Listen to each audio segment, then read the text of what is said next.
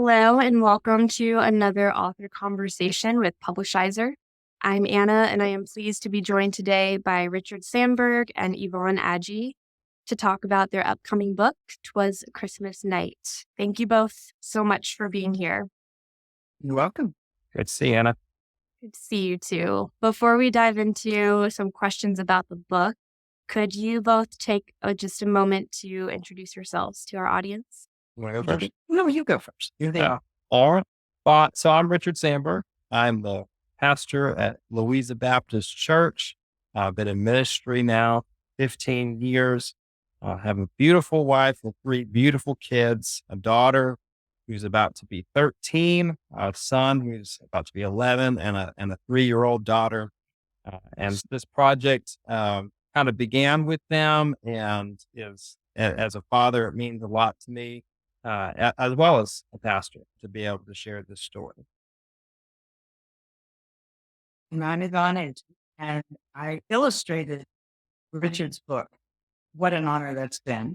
I am not originally from Louisa. I am from the Shenandoah Valley, but I live here now with my husband. My children are all grown and gone. My grandchildren, I have all granddaughters, and I am so excited for them to be able to share this book and make it a part of their Christmas tradition, family traditions. Beautiful. So Richard, tell me what inspired you to write Twas Christmas Night. Twas Christmas Night. I feel like it was almost kind of the Christmas miracle for me, because I remember back on Christmas Eve in 2019, I was sitting in the sanctuary of our service and was reflecting on the true meaning of Christmas and what I was going to share that night, congregation. And my daughter, Colleen, got up just to practice the song that she was going to sing. And as I was hearing her sweet little voice, the lyrics of this poem just started to come into my mind.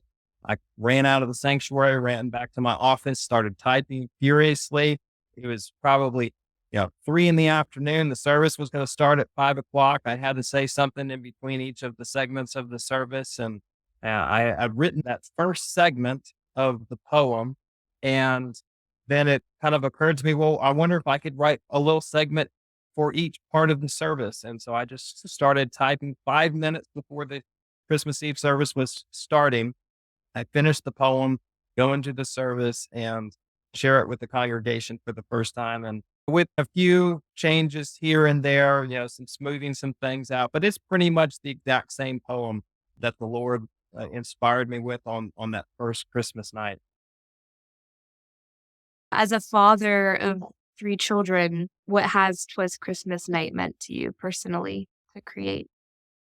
It's really interesting because I look at this project from 2 different vantage points. I'm a pastor and I'm an apologist, and I'm always really passionate about sharing the message of the gospel and the good news of Jesus and the true message of Christmas with families in my community and all across the country. But I have to say, it's been really meaningful to me to be able to create something that is going to be a tradition for me and my family, and I hope my grandchildren and their children. This is a book where over the course of the time that I wrote it and then creating the video for it and going through this process with Yvonne of trying to make it come to life, it has been, we call it the year of Christmas in my house, because it has just been Christmas all year long. We actually have had our Christmas tree up all year in the house, and we've been working on this project all year long. But every single time that video comes on my laptop, every single time the book comes out, my 3-year-old daughter crawls up in my lap and wants to watch the Jesus story one more time. And they never get tired of it. And it's something that it's just been such a privilege for me to be able to create something that's going to be a new tradition for me and my children. Love that. It brings back a lot of personal memories from my own childhood and the traditions that we had in our house. And that's really special. So the illustrations for Twas Christmas Night are very modern and vibrant. I see you have some of the illustrations from the book actually hanging behind you right now. And I've noticed that a lot of the characters in the book don't actually have faces. So I was curious what your thought process behind those artistic choices was. You know, I have felt so blessed to have been able to connect with Yvonne and have her illustrate this book. I honestly feel like I could not have found a better illustrator in the entire country to bring the vision of what God had given me for this book to life. And there's so many things that she's done with the illustrations that have been so amazing. I mean, the colors are so vibrant. When people have seen it, they've just been, wow, that is stunning, beautiful, gorgeous. I mean, all of these things that people have been saying. But one of the things that we had as a goal for the project is that we wanted to create a book for families to be able to sit down during the Christmas season and to be able to share with one another the true meaning of Christmas and have it be a book that was engaging to the children, but also to their parents. And this kind of really modern style is one that I think has really connected with everyone that I've seen, but especially the adults and the children have just been so captivated by it. And one of the things that has come out, I mean, it definitely has kind of a willow tree kind of vibe with no faces, a much more vibrant color palette. But one of the things that's kind of come out from it too is the sense of connection that people have felt as they were reading the book. I've had families come up to our booth and open it up, and some of them are Caucasian, and some of them are African American, and some of them are Asian, and some of them are Latina, and every single one has felt like Jesus came for me. Jesus is speaking to me. Jesus loves me. The children see themselves in the book, and they hear that the message of Christmas is for them. And that's, by not having those faces there, everyone is able to see themselves in the message of Christmas and why Jesus came, not just for the world, but for them. That's amazing. It serves as a mirror um, to reflect each person back. Um, so, Yvonne, love to hear from you. How has your life journey led you to become an artist? Oh my goodness. I cannot remember ever not drawing, not coloring. I mean, my family, we didn't have a lot of money, and I got those crayons at any time during the year. I can't remember just using the color red. I would put the red down and see what the other colors do with it. And my parents were so supportive with that. They fed that creativity I had. And I was always super curious. That was one of my tendencies. And of course, I did go to college as a painting and printmaking major, not a commercial artist, not an illustrator. Those are very different animals. It's like chemistry and biology. But I didn't make it all the way through, got a little disillusioned, became an English major. So I wrote like I painted over and over till I got it right. That didn't either. And eventually I ended up with a math degree, really? Yeah.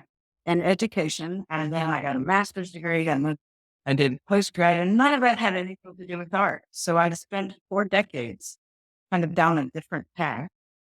And then as I reached retirement in public education, the art began to filter back in. So it's kind of been my long journey, but this no face thing started way back in the 70s. And I don't know, it just popped up every now and then. And it kind of showed up a little bit over the last 2 or 3 years in a few pieces where these images would just emerge and were new faces. But so that's my artist journey, and that's a little bit about what part of the no face thing. Fascinating. What about the poem that Richard wrote led you to want to partner with him to illustrate the book? Oh my goodness. It is so beautifully written to me. It was the rhythm. It was almost like I could hear or feel the ocean waves. It just did. And the first time I read it, and I believe you gave me one of the first published the books he put together with free stock images. And the images were like from my childhood, the old Renaissance-y looking, everyone sees them. They're on every paper fan. They're on all the Bible school stuff. That was fascinating, but his poem was far bigger than those pictures. Those pictures didn't have the energy that the poem had to me. So, and the very fact that he was willing to let me try, and I'm not an illustrator, and I believe that's the first thing I said to you, is you know I'm not an illustrator, right? Well, I don't know if you remember, the first thing you asked me when I showed it to you was, who are you getting to illustrate this? And I was like, well, I'm hoping it will be you. All right. No, yeah. And then I got scared. But he was willing to let me give it a try. And my whole life, I've been excited about challenges. And yeah, I get afraid, but I have this tenacity that I got from my dad that I just can't put it down. It's just there. Gets me into trouble sometimes. But Thank you for sharing that. yeah. I would also love to hear what has illustrating this book meant to you in your own faith journey. Oh my gracious. Talk about suddenly getting smacked and awakened. I'm going to start by saying this, that when I finished that 36th illustration in 8 months, was it 8 months? Something, give or take. And I sent it off to Richard over the phone, and he sent back, great, love it. And I was done. I was at my little studio at home, little private rustic shack. And I just remember standing there in the middle of the room going, oh, now what do I do? I have no purpose anymore. It was a rather shocking experience. Illustrating this book, I had energy I rarely feel on a daily basis. And I was a co-pilot. I would get up early in the morning. I am not a morning person. That's almost in and of itself. And I would be out in my studio working. I'd stay up late at night, and I would still come into my bigger studio and do what I had to do here. But always in the back of my mind, I was working on those 2 or 3. I created these illustrations, not like an illustrator. Again, I'm not trained in that. I worked in a series like I do with my paintings. Always worked on 2 or 3, sometimes 4 at a time to keep me fresh. And then I would finish those few and I would begin again with the next batch. And that's literally how I went through it each time. I would go into my studio and just say, okay, this is it. Here I go. Show me the way. And it always, I maybe only one time had to redo something.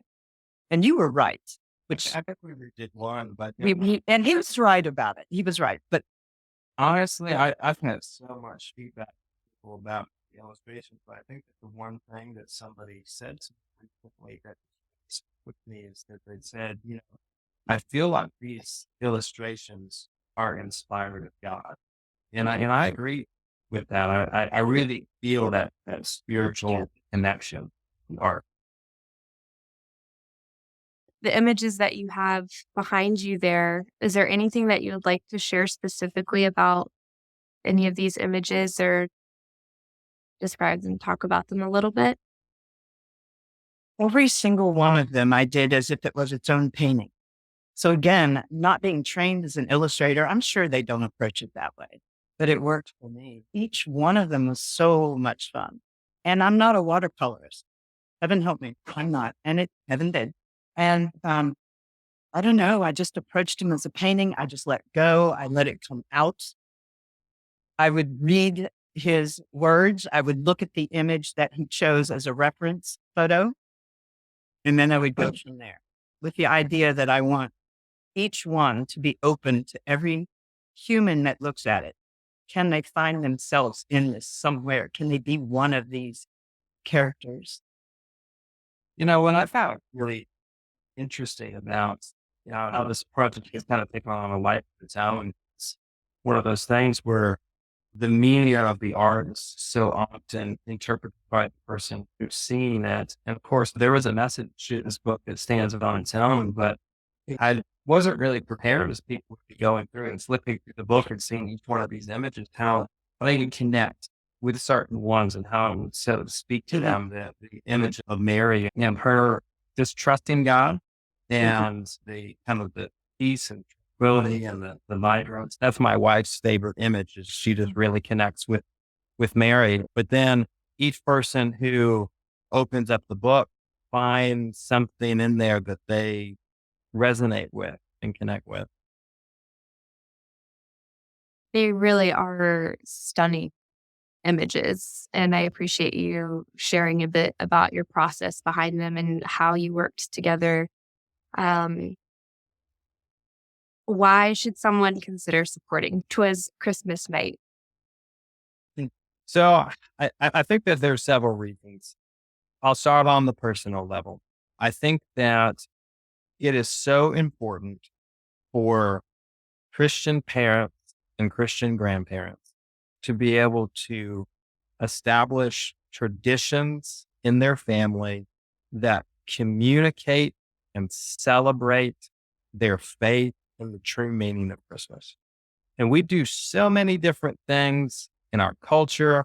There's so many distractions, but having that moment to be able to just come together and to be able to share the why. Why do we celebrate Christmas? Why did Jesus really come to earth? And that's one of the things that I think really separates this book from a lot of other Christmas books that you see. And it's not just comparing it to Christmas books about Santa or Frosty the Snowman. So many Christmas books focus on the fact that Jesus came, but don't really explain why. Why do we celebrate Christmas? Why did Jesus really need to come? And this book really goes all the way back and tells the whole story of the Bible, that it's all about Jesus, all the way from creation and the fall and the prophecies of his birth and his life, death, resurrection. It all comes back to the one simple truth that God so loved the world, he sent his only son because he wants to have a relationship with us. And that's what this book is able to communicate to the youngest child, that Jesus came for them. The other reason why I think that it's important for Christians to support this project is because our goal is not just to create a beautiful book for a few families who know us to be able to have this Christmas tradition. But this is a message that the world needs to hear. And if you turn on your TV sets right now, you see a country and a world that's a dark place, and it needs the light and good news of Jesus. And this book is not going to be made. It's not gonna, it's not something where, if we don't get these pre-orders, then it's going to get published anyway. If people don't come and support this project, this is, a project where, we're just a pastor and an artist trying to bring something beautiful into the world and share the good news of Jesus. And your support is making this possible to happen. And in doing so, you're going to be a part of sharing the good news of Jesus, not just with your children, not just with your grandchildren. And I've had so many grandparents come up to me and say, I know, my kids were raised in church and they've fallen away from their faith. My grandkids are not hearing about the good news of Jesus. And I so desperately want to share that with them, but I don't want to do it in a way that's too pushy. I don't want to be overbearing, but this gives me an opportunity to be able to share that with them in a way that is going to be non-threatening, a way that brings a sense of joy and beauty to the holiday season. But even beyond that, it's an opportunity to be a part of something bigger, to be able to share the true meaning of Christmas with families who so desperately need to hear. And I might add, part of the magic for me of this book is that every time I hear him talk about this, this is not the talk I got from him at the beginning. He was very hands off with me. And it was incredible. Like he let me run, handed it to me and said, "Would you try?" And it just kept going. And when it was done, it's when I learned all of the deeper things behind it for you. But for me, that's extra magical. Like I had no direction. He wasn't over top of me saying, "I want this, I want this, this is what this is for." It just happened. It's definitely something I think God just put together. And we've seen God at work from the beginning of him inspiring the poem and putting us together for the artwork. And I've already heard about so many churches and ministry groups that have been sharing the video version of this book this holiday season. And it's a project that I certainly want to invite as many people as possible to be a part of. Well, thank you both so much for your time and sharing a bit of background for this book. It's very exciting to see how far you've come through the campaign process and building a community around getting this book to the publishing point. And we're very excited to see how the journey of this story continues to unfold. Is there anything else that you would like to leave the audience with today? I want to wish each and every one of you and your families a very Merry Christmas.